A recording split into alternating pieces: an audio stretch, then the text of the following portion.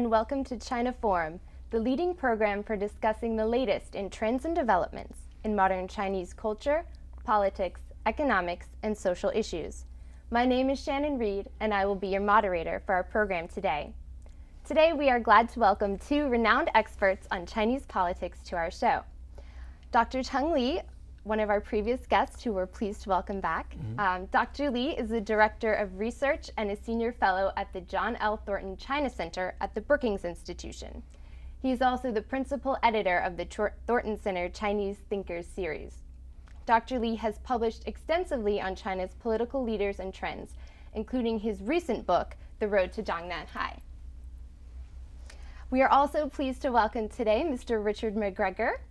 Mr. Richard McGregor is the Washington D.C. Bureau Chief for the Financial Times.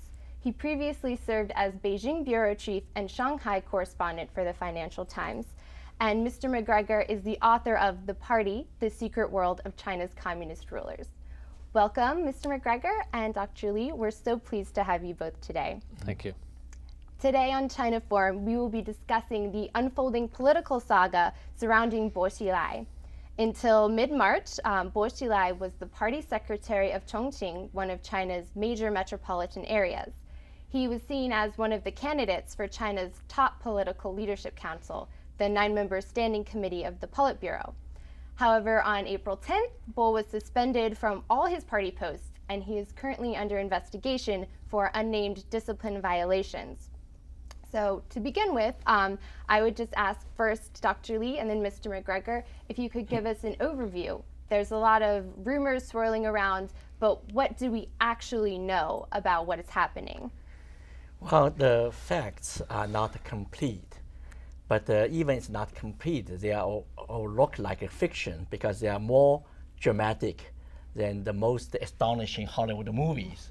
Now, let me share with one version which widely circulated in the Chinese online in the past few days. It goes like this. A Singaporean woman killed a British businessman. Then a Chinese police chief went to U.S. consulate. And then the 9 most powerful leaders in China, each of them has relatives, children or grandchildren studying in the United States, decide to purge the father of a Harvard student. Now let me explain. The Singaporean woman, people think that Bo Xilai's wife, she is identified as Bo Xilai. This is unusual. This indicates she may have a foreign passport. Most people in China believe that she has a Singaporean passport. Then kill the British businessman named Neil Hayward. Then Wang Lijun, the police chief in Chongqing, went to Chengdu consulate. Then the 9 standing committee members of the Chinese Communist Party, the most powerful leadership body, decided to purge Bo Xilai, one of the rising stars in China. Now, this is very shocking on the eve of the 18th Party Congress. Now, Chinese Communist Party has done a lot of terrible things in its 60-some years history, but now it's linked to the murder, assassination. So it's a story of deception, defection, corruption, and assassination. It's a very, very serious matter.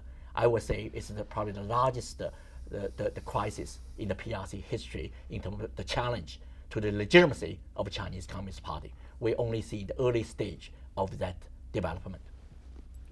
Thank you, Dr. Li. Mr. McGregor, would you like to add something?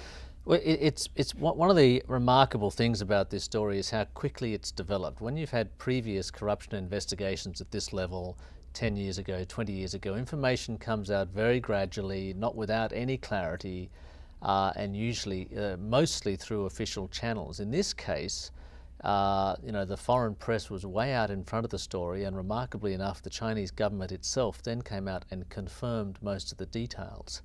Now, as Dr. Li says, it's no secret that senior Communist Party members and their families are involved in corruption, but this is not a case where the wife of a top leader was buying 1,000 Louis Vuitton bags or sort of pushing peasants off their land for real estate. This is about homicide of a foreigner, no less, which is, I think, one reason why the top party was galvanized to get rid of Bo Xilai. The second underlying reason driving this of course, is the lead up to the once every 5 years party congress, which is especially significant because this is will have a once in a decade leadership turnover. But Bo Xilai has been a most unusual politician in China, almost Western style, campaigning publicly for the job. That makes him very unpopular, I think, among senior leaders. And as Dr. Li says, we don't. It looks like we have clarity. In fact, it's murky.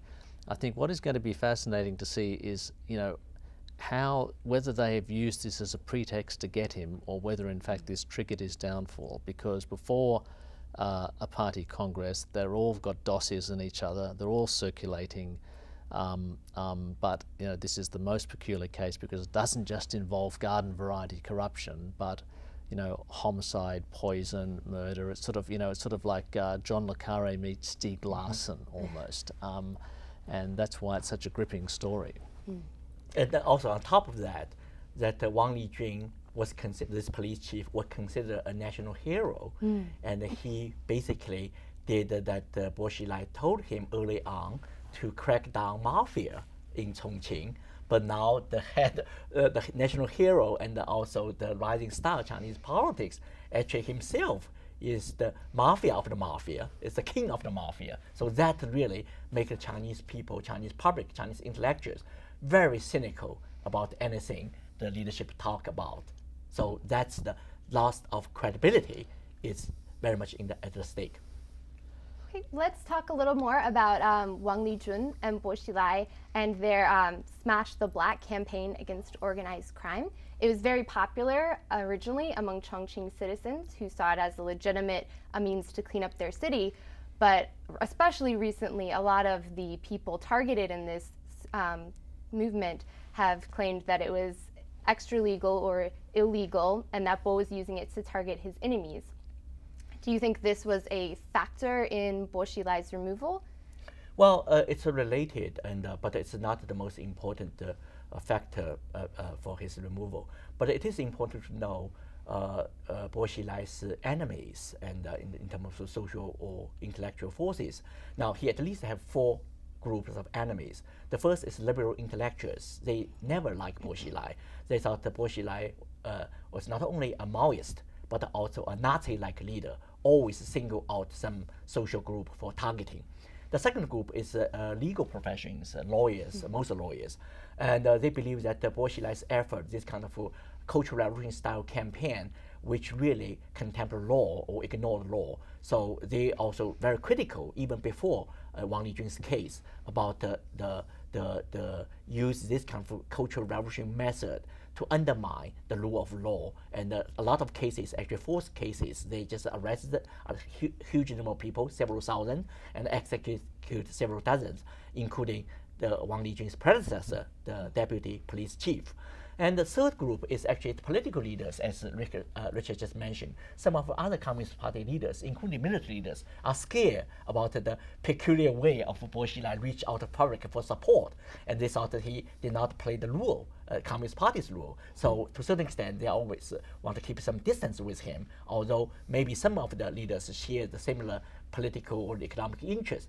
And finally, that business communities are also scared about him. And some of the people arrested are entrepreneurs. And Bo Xilai, his kind of populism to reach out to public for support, emphasis on egalitarianism or nationalist sentiment, certainly make the business community, both domestic and foreign business community, very scared about Bo Xilai. And also last year, Bo Xilai closed the 8 stores of Walmart. Is a clear indication he wants to use these kind of things to target entrepreneurs or business community, both domestic and foreign. I agree that the Smash the Black is not the key to this case. The issue of the red songs, the Cultural Revolution nostalgia is much more important.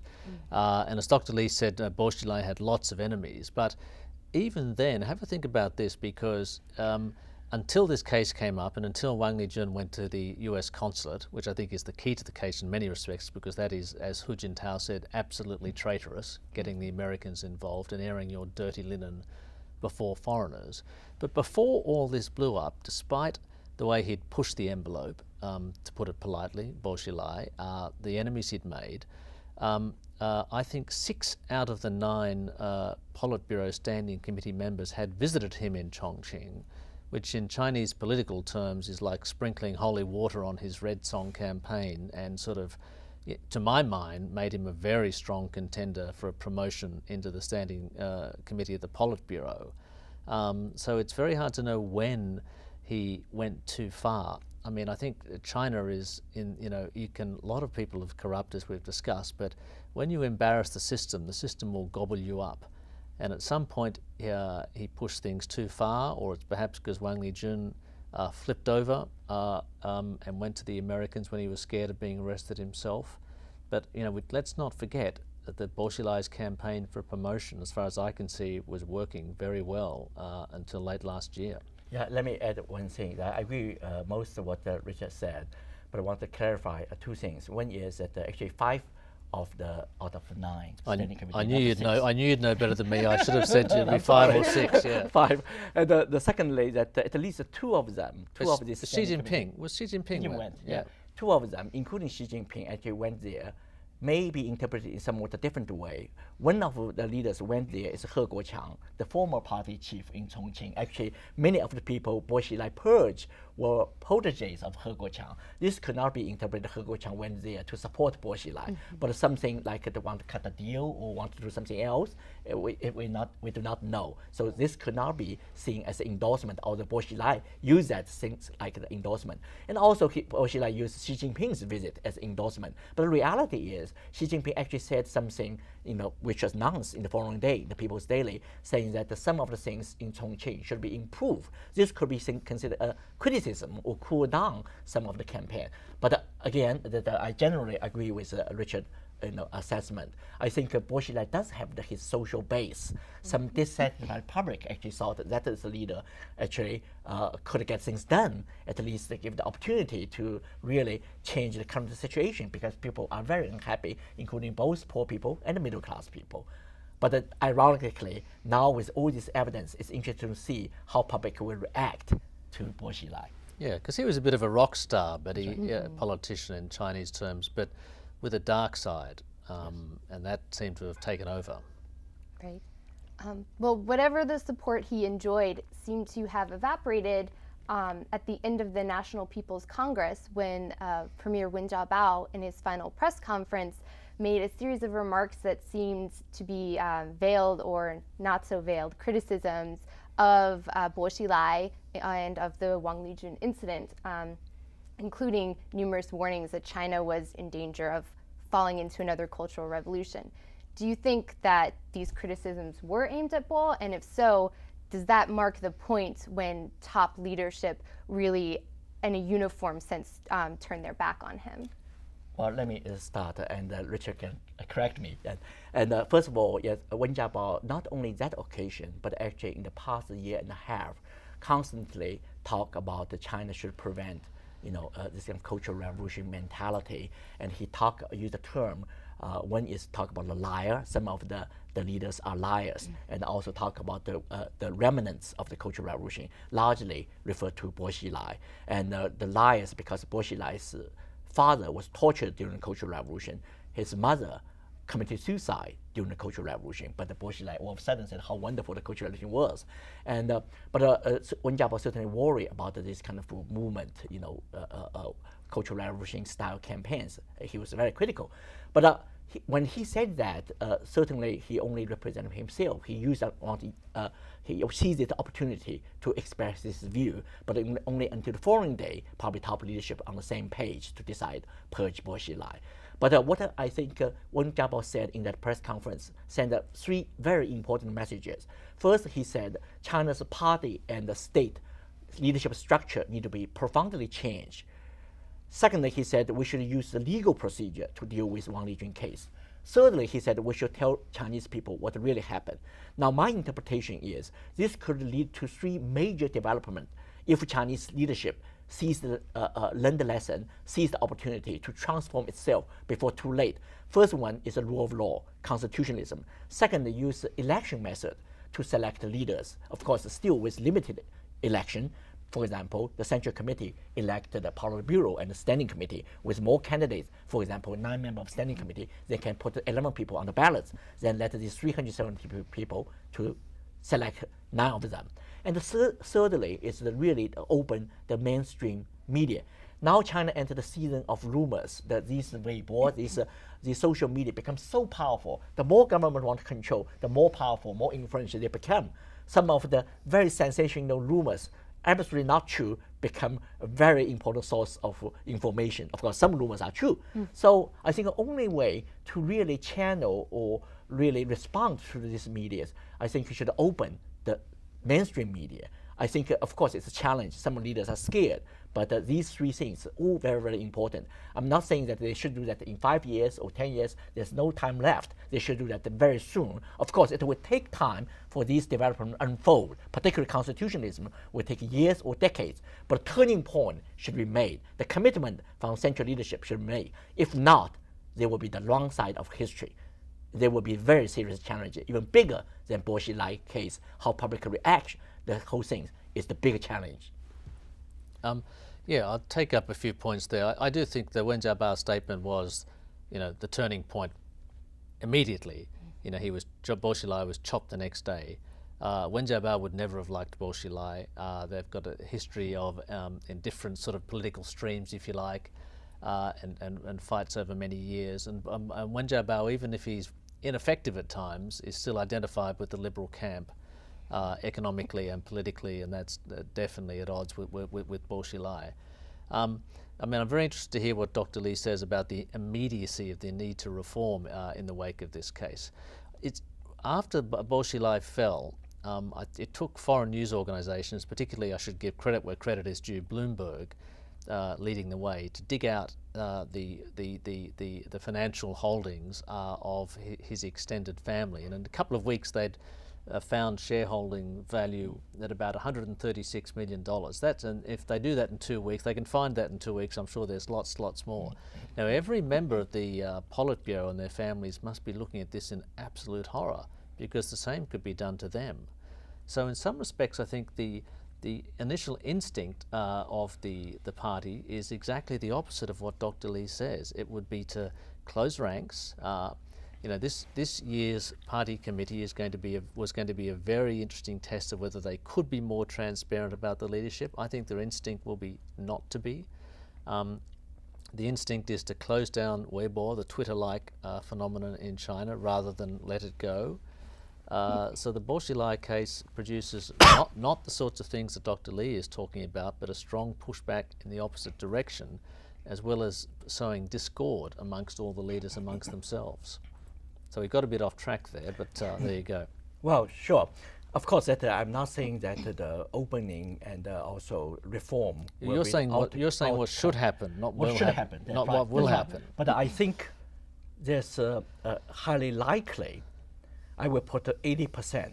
They will move that direction. There will be at least 2 chances. One is by Hu Jintao, Wen Jiabao in the remaining months, and before March 2013. To try to contribute to that process. We will see whether they will introduce a election mechanism to the highest level leadership in the matter of a few months. But if they fail to do so, at least upcoming generation will take over power in few months, give them the chance to do that.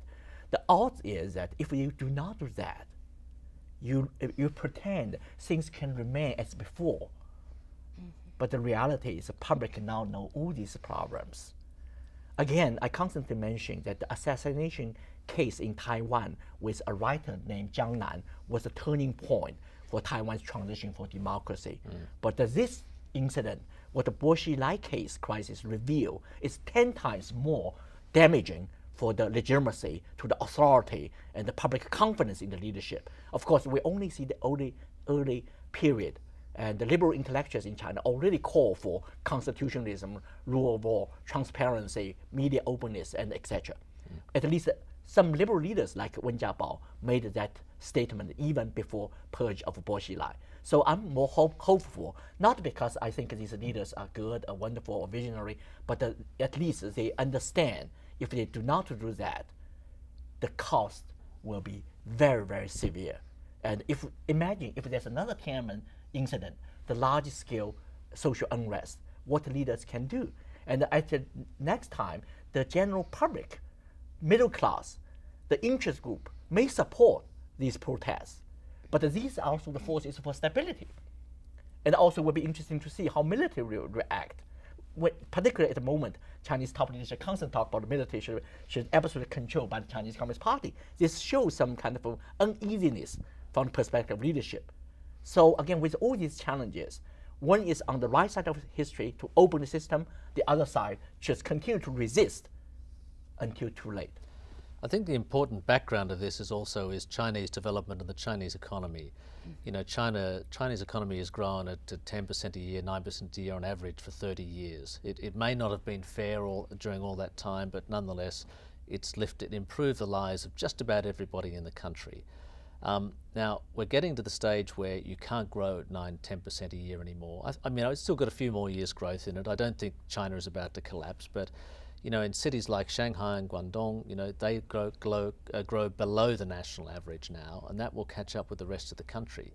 Now, when you're growing at 9-10% a year, you can cover up a lot of wrong. When you come down to 6-7% a year, when the easy gains are gone, when the cost of resources goes up, then you know that's when you demand a different type of government. The middle class are winners in cities now from the Communist Party rule. In 5 years or so, that may not be the case, and they'll have a different set of demands of the government and the party, and that's another reason, another set of forces which will force reform or revolt, one way or the other. Yeah, I want to respond because Richard raised some very important questions. I think middle class, you know, certainly in the past decade or so, are the political allies of Chinese government or Chinese Communist Party, but you cannot rely on that. And because middle class become increasingly uneasy or critical about certain things of the government, including official corruption, now reaches such a scale, in terms of state monopoly, which hurt the private sector, and including that the fact that the middle class children could not find a job in the college graduates and etc. With all these things, you will not be happy with the situation. I think that yes, I still believe that China is on the rise. China is not in decline, certainly not on the verge of collapse. But sometimes, you know, you look at some historical cases, some countries become democracy because of their success, because of middle class success, economic development. People have more confidence to demand the political rights. And sometimes the transition of democracy is because of failure. Then you open the door for real change. So no matter you know, whether success or failure, the change is inevitable. I don't buy the argument, so-called resilient authoritarianism, which dominated China field for over the past 10 or 15 years. I think the concept itself is extremely problematic. Resilient, if it's really resilient, you will change it to something else. If it do not change, continue maintain the one party like before, it's not a resilient authoritarianism. Now, what the Bo Xilai case revealed is how flawed the system is. So there's tremendous incentive to change that system before too late. Again, there's two alternatives. One is to continue this kind of within the system to change, to fix problems. It's not just the small things, it's big steps in terms of open media, but the party may still survive and may become like Japanese LDP, one party, but with legitimate competition, with certain degree of transparency, with real checks and balances, not just the black box cut deals and etc. Then you cover up all the corruptions. The other is a revolutionary change. I personally think the first one is much better for China. Well, in the context of reform, certainly one of the key factors is the upcoming leadership transition, where China's top leaders will step down and new leaders will take the stage. Bo Xilai presumably is no longer in the running to take one of those top positions. So who stands to gain from Bo Xilai being gone, and what does that mean for the balance of power in China's government, and how does that affect the possibility of reform? Now, first of all, we should look at Richard's excellent book, The Party, really answers some of your very good questions. I'm sorry I haven't got it here to hold it up, actually. No, but I think the Chinese Communist Party, despite its one party structure, is not a monolithic group, the leaders with same background, same ideas, same policy orientation. Actually, I divide them into two major factions or coalition. One is princeling, Bo Xilai is part of that. The other is Communist Youth League officials, former Communist Youth League officials, the Chinese term called 团派. Now they compete for power, influence, and also you see they're almost equally divided in most important institutions. And so I think if still the 9 members of standing committee probably will be 5 versus 4. So in a way, actually, Bo Xilai is gone. The real beneficiary could have from the same faction. For example, that the person who was appointed to replace Bo Xilai, Zhang Dejiang, is also princeling, also a confidant protege of Jiang Zemin. So that tells you the deal has been made, the balance of power has largely remained. Now, I'm not saying that this kind of system could continue to stay forever. Actually, they may fail, but at the moment, with tremendous challenges, there's a tremendous incentive for these leaders united together because they know they are in the same boat. I'm going to just not disagree with that, but just put a slightly different point of view. I mean, Dr. Li is right, of course. You can divide the allegiances in a big sense up between the China Youth League and now, he says, the princelings. But I think I always thought in China I shouldn't be reporting by looking at it as sort of a binary competition, because at the top there's a great deal of cooperation by necessity. And let's look at the princelings, for example. I mean, I always think China is a big mixture of aristocracy and meritocracy. It's not run by 100 families or something, even if they are privileged. I mean, Bo Xilai is a princeling. He's fallen flat on his face. But Xi Jinping, for example, is a princeling. And as Dr. Li points out, Zhang Dejiang, who might have a good chance now of being elevated, is also a princeling. But I don't see them as necessarily as being from the same policy streams. Zhang Dejiang, for example, famously has an economics degree from Kim Il-sung University in Pyongyang, but he still had to work in southern China, in provinces with freewheeling systems. But I think has been a pretty tough leader. I would have thought Xi Jinping is a much more open-minded character than Zhang Dejiang, even though they're both princelings. And I think there's lots of policy crossover between the two groups. Which is why it's sometimes dangerous to divide it up into two camps. Well, the Democratic Party, Republican Party, within each party, you have the variations that could be really differ profoundly, but at least they come together with the same interest to compete, to balance the other side. Sadly, there's no longer a big tent anymore in America, so you'll have to get a new analogy. But no, I think this is in the U.S. It's still very much a two-party system, and I'm not saying that within the same party they're all the same. They're quite different, right? But of course, the same interests bound, the same ideas. I mean, there's some variations, but this is of course, it's simplification to divide the Chinese elite politics as one party, two factions.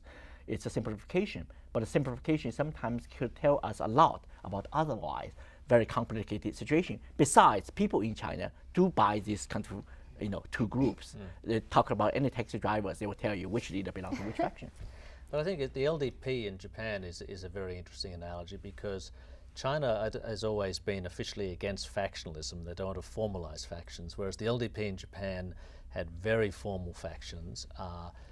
Clustered around foreign policy, different groups or tribes, and that could be a way forward for China. Well, thank you so much for this wonderful discussion, and we could keep talking for much longer, but unfortunately that's all the time we have today. So thank you, Dr. Li and Mr. McGregor, for joining us, and thank you to our audience at home. We'll see you next time on China Forum.